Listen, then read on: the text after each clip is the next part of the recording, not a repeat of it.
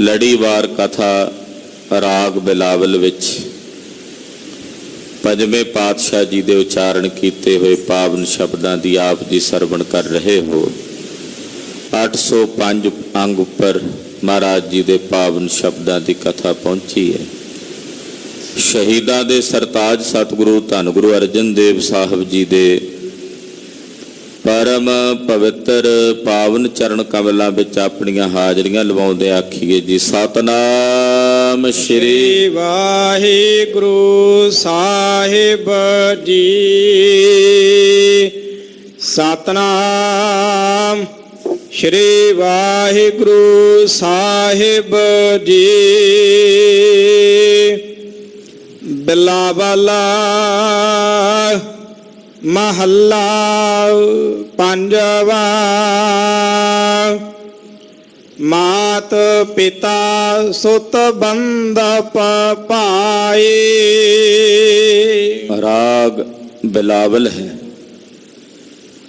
ਪੰਜਵੇਂ ਪਾਤਸ਼ਾਹ ਧੰਨ ਗੁਰੂ ਅਰਜਨ ਦੇਵ ਸਾਹਿਬ ਜੀ ਕਿਰਪਾ ਦੇ ਘਰ ਵਿੱਚ ਆ ਕੇ ਬਚਨ ਉਚਾਰ ਰਹੇ ਨੇ। ਜਿੱਥੇ ਮਾਤਾ ਦੀ ਲੋੜ ਹੈ, ਮੇਰਾ ਰੱਬ ਅਕਾਲ ਪੁਰਖ ਉਹ ਮਾਤਾ ਬਣ ਕੇ ਆ ਕੇ ਪਾਲਦਾ ਹੈ। ਜਿੱਥੇ ਪਿਤਾ ਦਾ ਦੁਲਾਰ ਚਾਹੀਦਾ ਹੈ, ਪਿਤਾ ਵੱਲੋਂ ਹੌਸਲਾ ਚਾਹੀਦਾ, ਤੇ ਉੱਥੇ ਮੇਰਾ ਪ੍ਰਭੂ ਪਿਤਾ ਬਣ ਕੇ ਬੌੜਦਾ ਹੈ। ਇਸ ਲਈ ਹਰੀ ਪਰਮੇਸ਼ਰ ਹੀ ਮੇਰੀ ਮਾਂ ਹੈ। ਹਰੀ ਪਾਰ ਬ੍ਰਹਮ ਪਰਮੇਸ਼ਰ ਹੀ ਮੇਰਾ ਪਿਤਾ ਹੈ। ਸੁਤ ਪੁੱਤਰ, ਜਿੱਥੇ ਪੁੱਤਰ ਦੀ ਲੋੜ ਹੁੰਦੀ ਹੈ, ਜੋ ਪੁੱਤਰ ਦਾ ਕਰਮ ਹੁੰਦਾ ਹੈ, ਉਹ ਵੀ ਮੇਰਾ ਹਰੀ ਪ੍ਰਭੂ ਆਪ ਆਣ ਕੇ ਕਰ ਦਿੰਦਾ ਹੈ। ਬੰਧਪ ਰਿਸ਼ਤੇਦਾਰ ਸੰਬੰਧੀ ਦੀ ਲੋੜ ਪਵੇ ਤਾਂ ਉੱਥੇ ਉਹ ਸੰਬੰਧੀ ਬਣ ਕੇ ਬੌੜਦਾ ਹੈ। ਭਾਈ ਦੀ ਲੋੜ ਪਵੇ ਤੇ ਭਾਈ ਬਣ ਕੇ ਵੀ ਬੌੜੀ ਕਰਦਾ ਹੈ।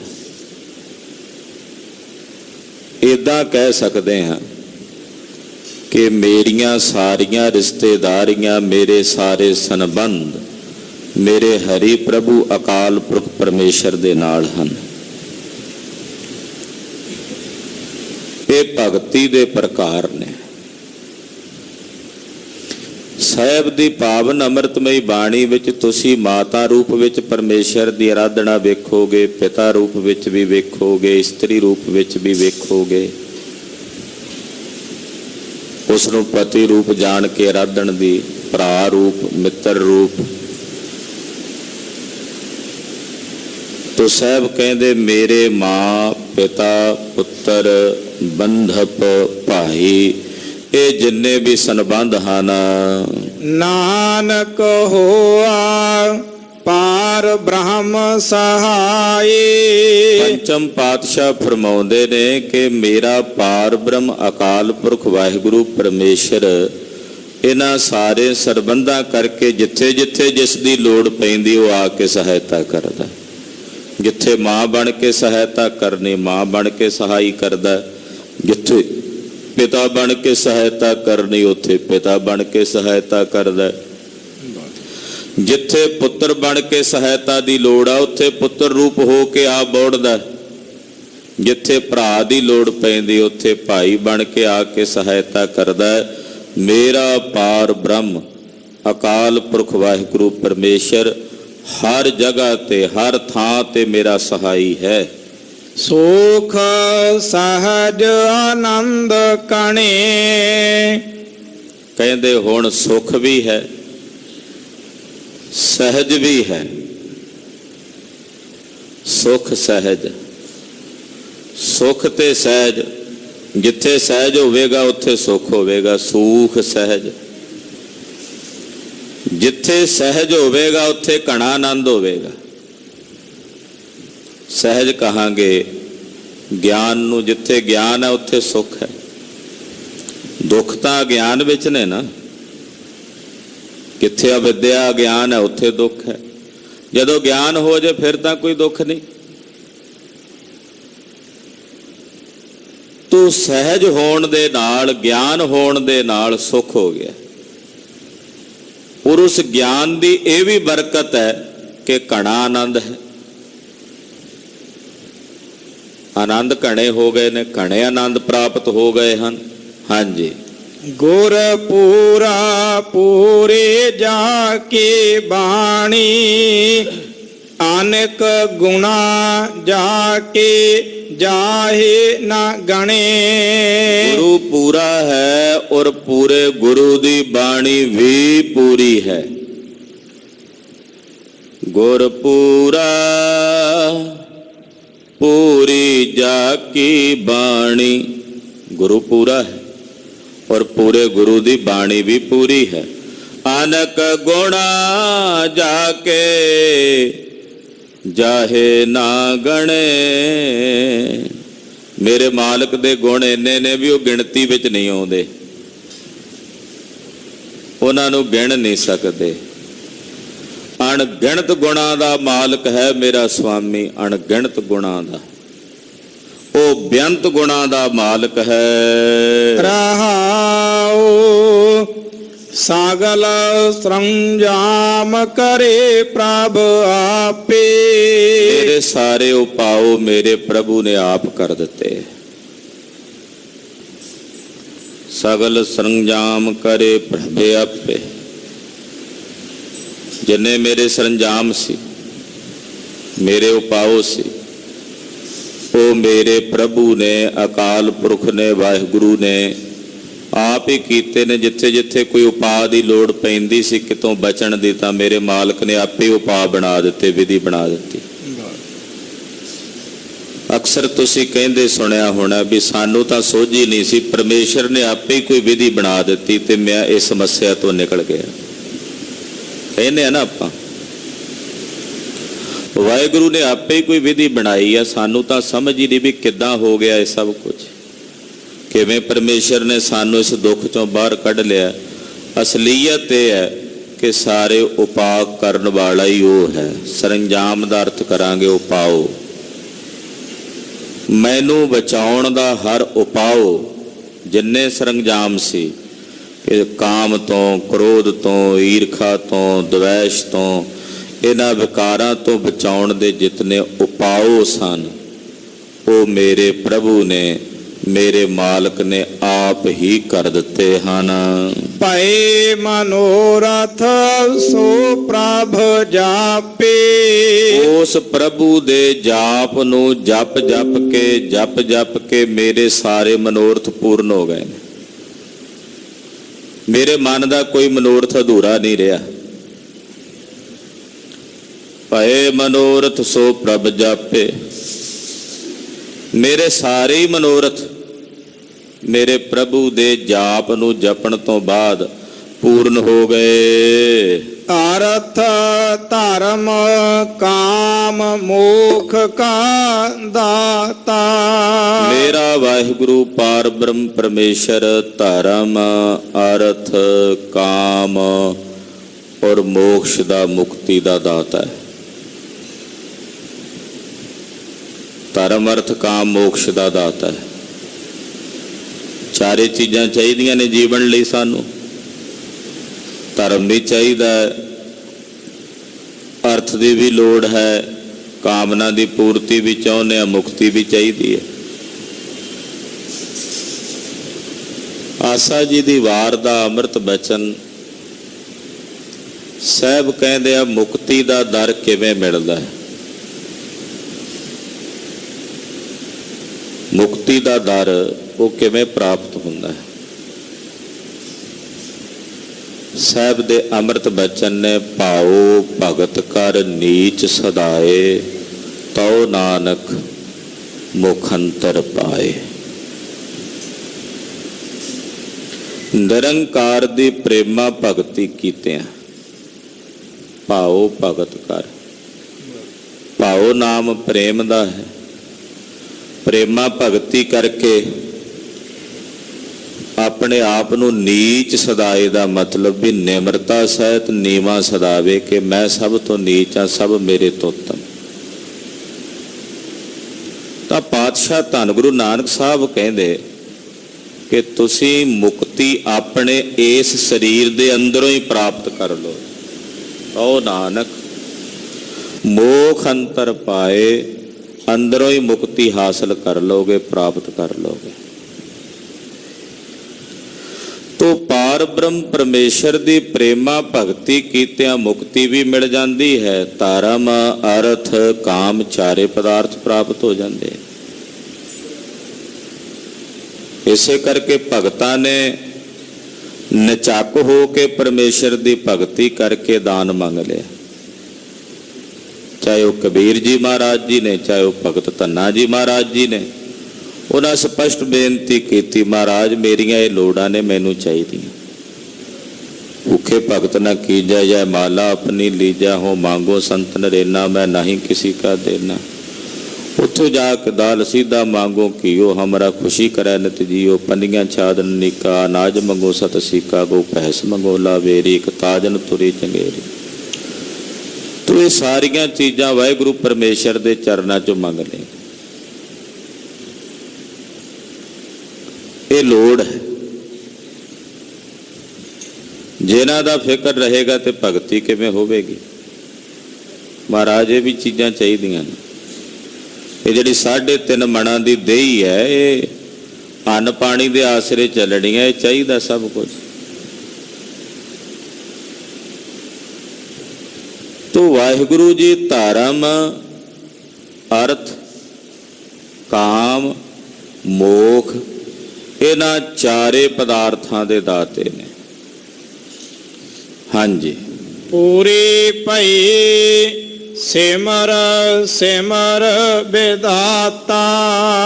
ਉਸ ਵਿਦਾਤੇ ਨੂੰ ਸਿਮਰ ਸਿਮਰ ਕੇ ਮੇਰੀ ਕਾਮਨਾ ਪੂਰਨ ਹੋ ਗਈ। ਮੇਰੀ ਜਿੰਨੀ ਕਾਲੜਾ ਸੀ ਉਹ ਪੂਰਨ ਹੋ ਗਈ ਹੈ। ਮੇਰੀ ਸੇਵਾ ਪੂਰਨ ਹੋ ਗਈ ਹੈ। ਉਸ ਵਾਹਿਗੁਰੂ ਦੇ ਸਿਮਰਨ ਨੂੰ ਸਿਮਰ ਸਿਮਰ ਕੇ ਮੇਰੀ ਕਾਲੜਾ ਪੂਰੀ ਪਈ ਹੈ। ਸਾਧ ਸੰਗ ਨਾਨਕ ਰੰਗ ਮਾਣਿਆ।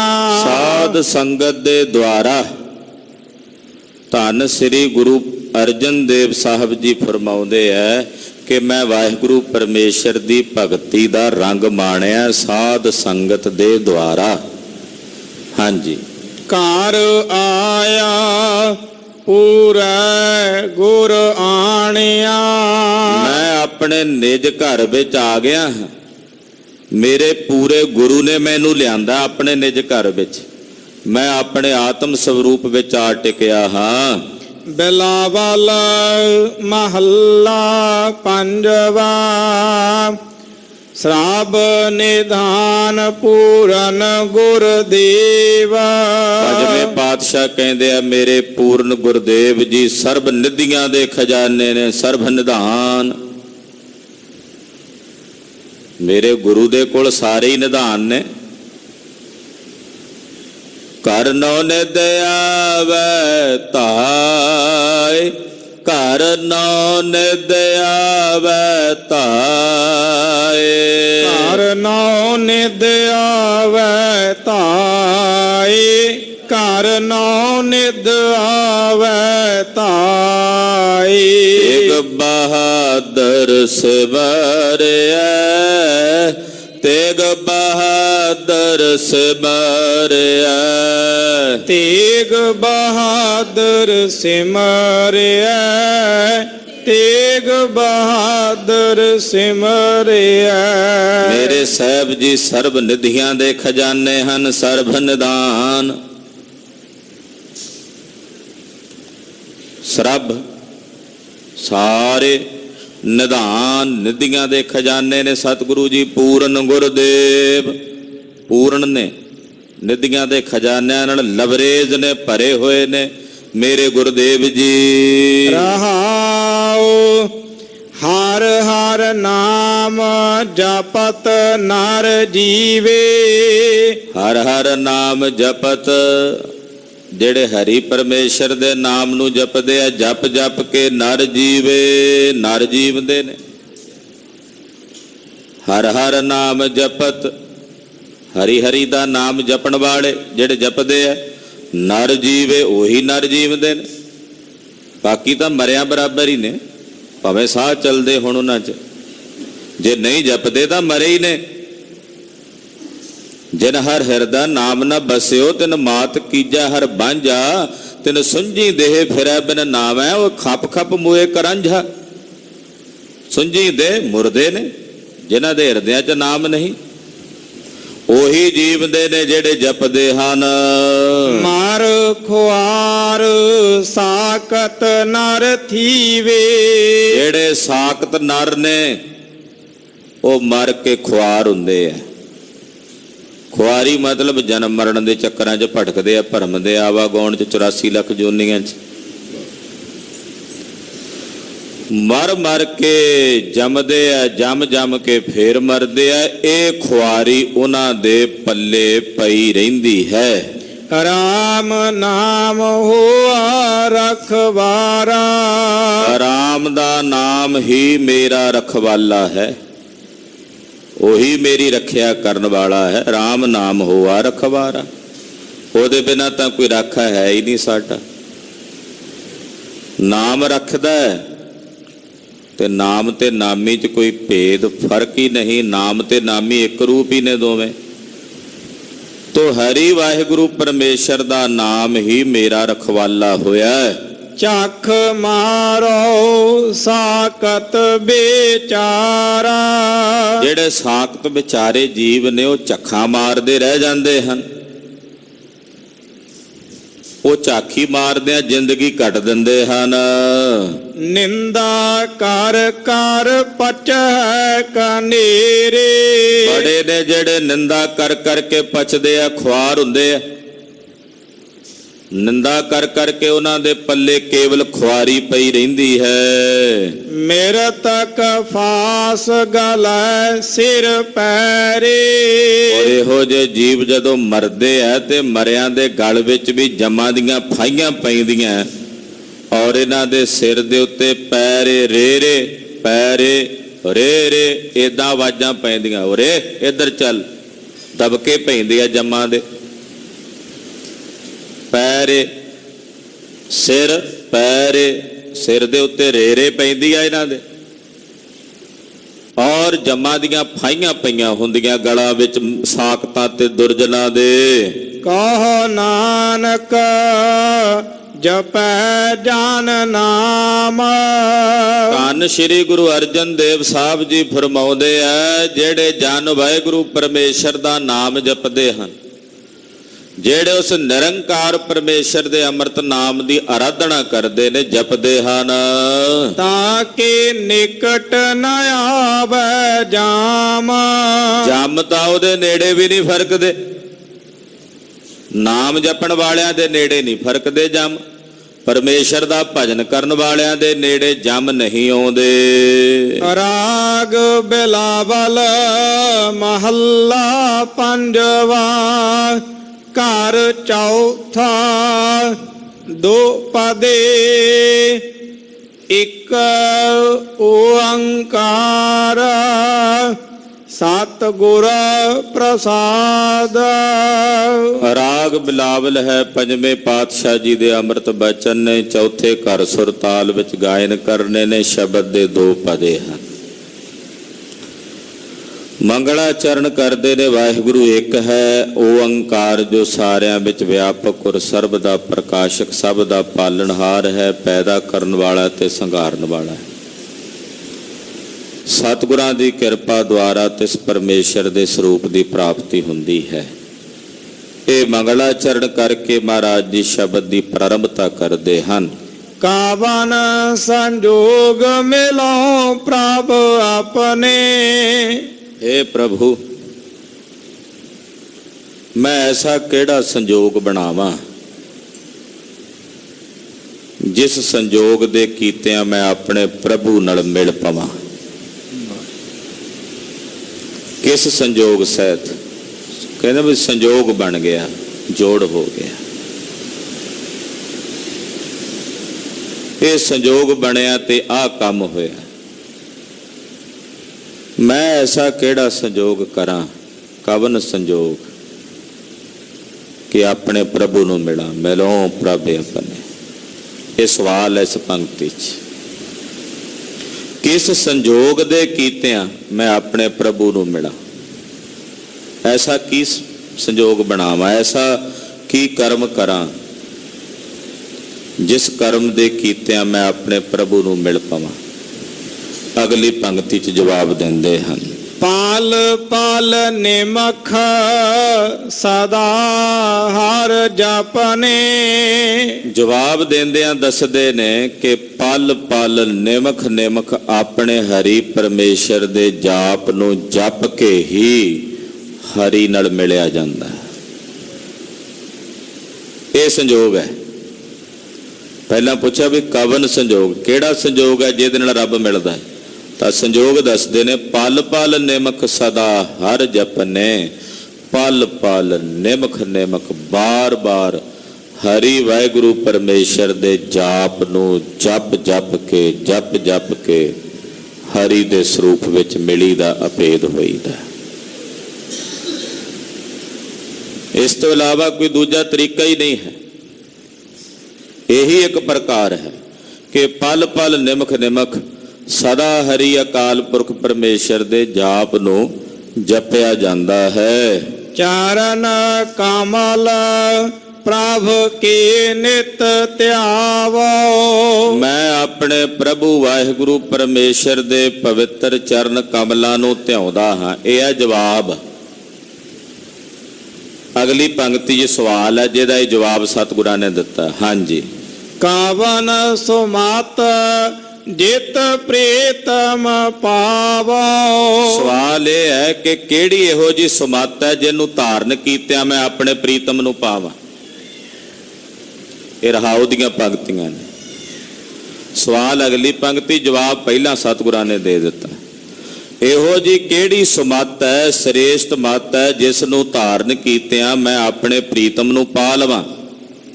ਤਾਂ ਜਵਾਬ ਦੇ ਆਏ ਨੇ ਚਰਨ ਕਮਲ ਪ੍ਰਭ ਕੇ ਨਿਤ ਧਿਆਵੋ।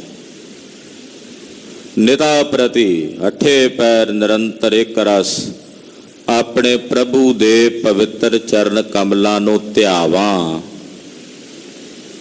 ਇਹ ਐਸੀ ਮਤ ਹੈ ਜਿਸ ਦੁਆਰਾ ਪ੍ਰੀਤਮ ਦੇ ਸਰੂਪ ਦੀ ਪ੍ਰਾਪਤੀ ਹੁੰਦੀ ਹੈ।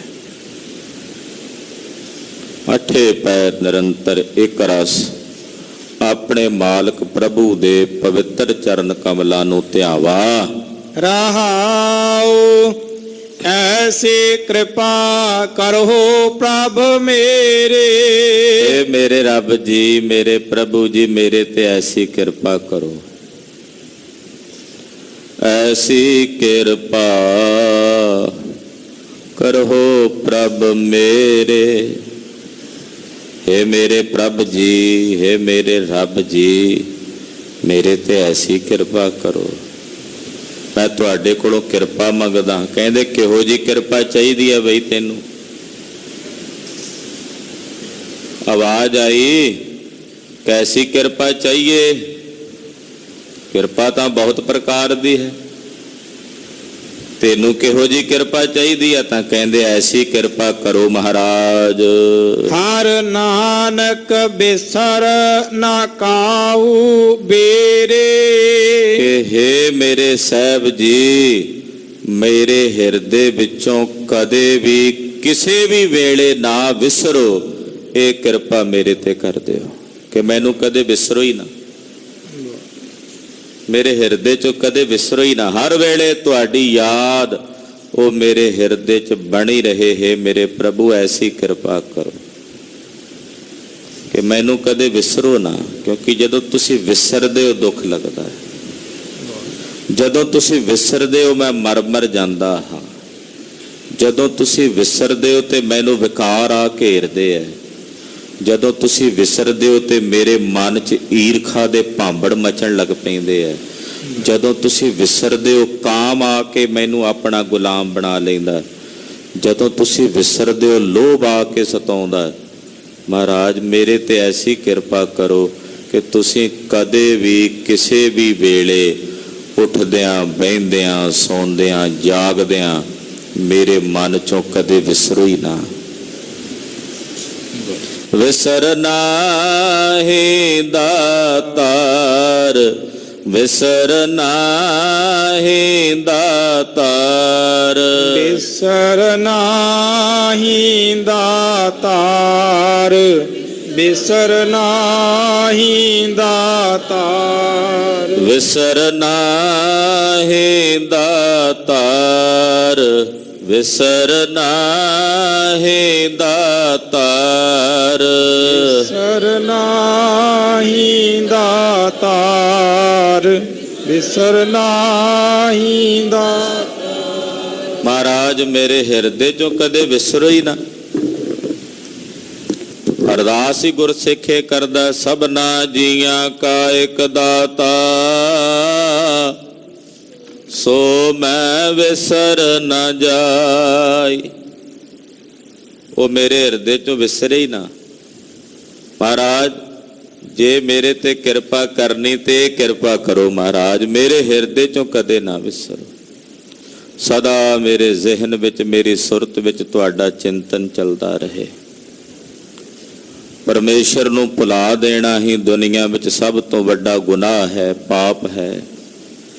ਲੋਕਾਂ ਨੇ ਪਾਪ ਬੜੇ ਬੜੇ ਗਿਣੇ ਨੇ, ਆ ਵੀ ਪਾਪ ਹੈ, ਆ ਵੀ ਪਾਪ ਹੈ, ਆ ਵੀ ਪਾਪ ਹੈ, ਪਰ ਸਭ ਤੋਂ ਵੱਡਾ ਪਾਪ ਹੈ ਪਰਮੇਸ਼ਰ ਨੂੰ ਭੁਲਾ ਦੇਣਾ।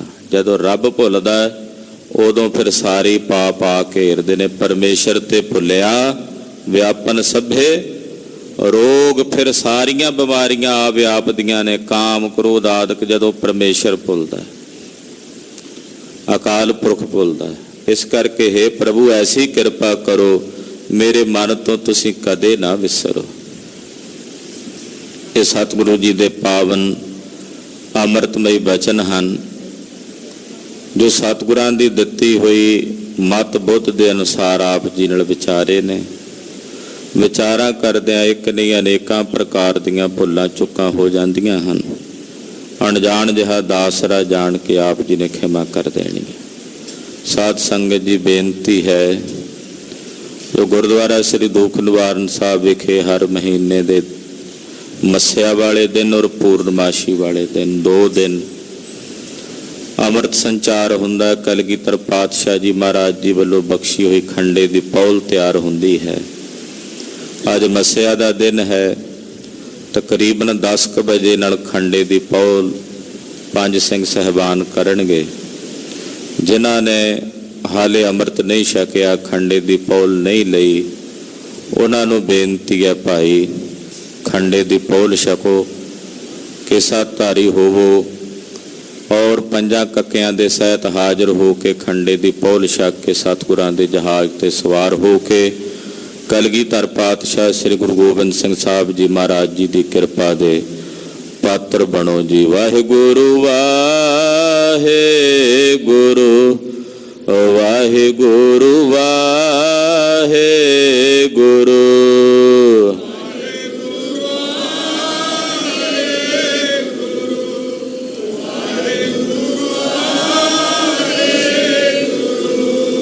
ਵਾਹਿਗੁਰੂ ਵਾਹਿਗੁਰੂ, ਵਾਹਿਗੁਰੂ ਵਾਹਿਗੁਰੂ।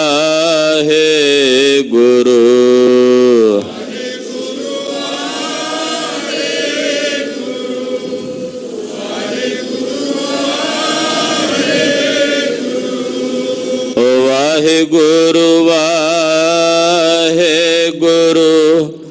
ਵਾਹਿਗੁਰੂ ਵਾਹਿਗੁਰੂ।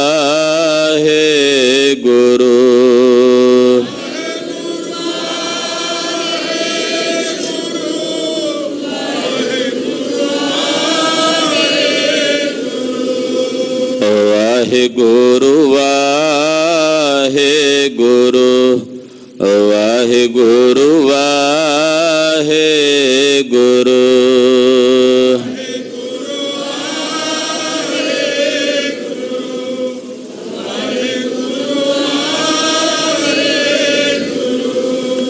ਵਾਹਿਗੁਰੂ ਜੀ ਕਾ ਖਾਲਸਾ, ਵਾਹਿਗੁਰੂ ਜੀ ਕੀ ਫਤਿਹ।